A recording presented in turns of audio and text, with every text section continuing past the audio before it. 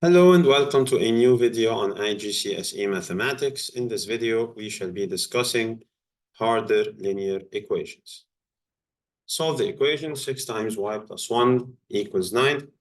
So one way you can do this is to first expand. So the 6 can go into the bracket. And you would get 6y plus 6 equals 9. And then you would take the 6 to the other side. So 6y equals 9 minus 6. So 6y equals 3. And then you can divide both sides by 6. And you would get y equals 3 over 6, which is the same as 1 over 2. Another way to solve the same exact problem is to first divide both sides by 6.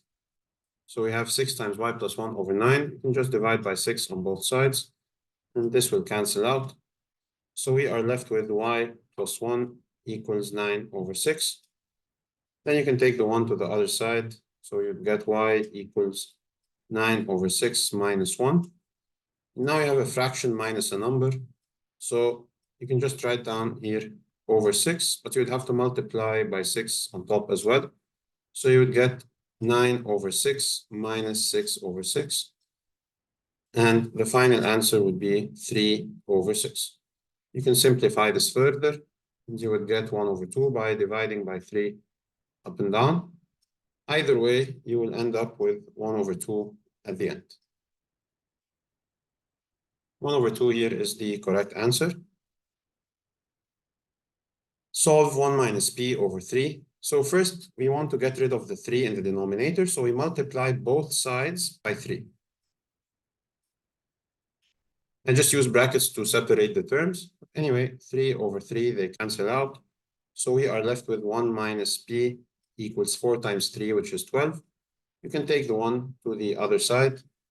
So negative p equals 12 minus 1. Negative p equals 11. Therefore, if we multiply or divide both sides by negative 1, I mean, we would get positive p equals negative 11. You can just switch the signs. You don't have to think about it as multiplying, really. You can just invert the signs of both, and you would get negative 11 as the final answer. And this is the correct final answer here. Same idea. We have a denominator. We want to get rid of it, so we multiply both sides by 3. The 3 cancels out, and we are left with 1 minus x equals 15. You take the 1 to the other side. You get negative x equals 15 minus 1. Negative x equals 14. You can just switch the signs of each term, so x equals negative 14. Think of it as switching the signs or as multiplying both sides by negative 1. You will achieve the same result either way. So negative 14 is the correct answer here. So here we have 6 multiplied by a bracket. So I will divide both sides by 6. These will cancel out. I get k minus 8 equals 78 divided by 6. If you do not allow the calculator, you just divide 7 by 6 first. So you get here 1 and 1 here as a remainder. So 1 and 8, this is 18. 18 divided by 6, this gives you 3. So your final answer is 13.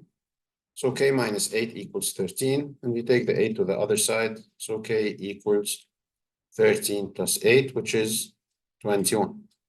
Just to go over the division again, excuse me. So 78 divided by 6, if you don't understand the quick way that I did it with, you can use long division here. So 7 divided by 6 is 1. 1 times 6 is 6. You get 1 as a remainder. You take the 8 down.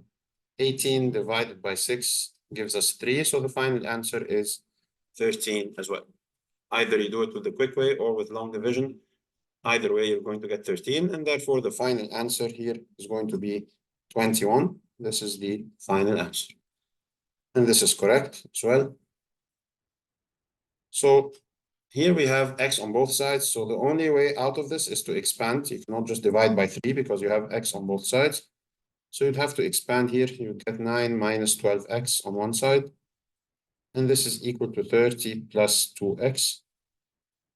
Now we would isolate the x, so we would take the 12 to the other hand side. So we have 2x plus 12x here. We change the sign of the 12x, of course. And then the 30 goes to the right. So you have 9 minus 30. 2x plus 12x is 14x. 9 minus 30 is negative 21. You can divide both sides by 14. And x will be equal to negative 21 over 14.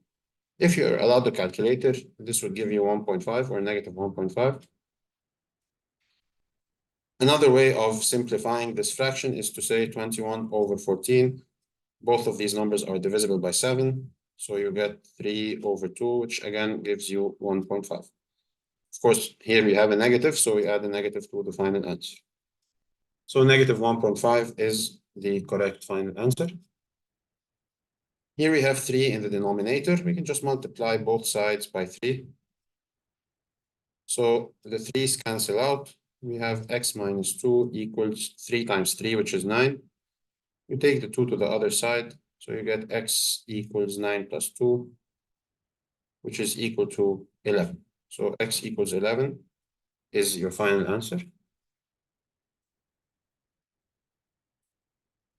So here we have a more complicated equation. So the nice way to do this is to first multiply everything by 5. This will be nice because it will cancel out the denominator. So let's just multiply here by 5 and here by 5 as well, and here by 5. So the 5 cancels out the 5. We are left with 15 times x minus 4 plus x plus 2 equals 6 times 5, which is 30. Now 15 times x is 15x. 15 times 4 is 60, so minus 60 plus x plus 2 equals 30. Now we collect the like terms. Excuse me. So 15x plus x gives us 16x. Minus 60 plus 2 is minus 58, and this is equal to 30. We take the 58 to the other side. We get 16x equals 30 plus 58, which is 88. And we divide by 16. These cancel out. We are left with x equals 88 divided by 16. Of course, you can divide by 8 up and down. You would get 11 over 2. Another version of 11 over 2 is 5.5 as a decimal. So 5.5 here is the correct answer. Here we have a fraction that is equal to 4. The way I would do this is just divide here by 1, and I'm allowed to do that, and then just cross multiply. So if you cross multiply, you get 4 times x plus 3 equals 21 minus x. Now we would expand, so 4x plus 12 equals 21 minus x. And then I would take the x to the left and the 12 to the right. So I get 4x plus x equals 21 minus 12. So 5x equals 9. So therefore, x equals 9 over 5. With the calculator, you can get 1.8 as a final answer. And 1.8 here is correct. So this brings us to the end of our video. I hope this has been beneficial. Thank you for watching.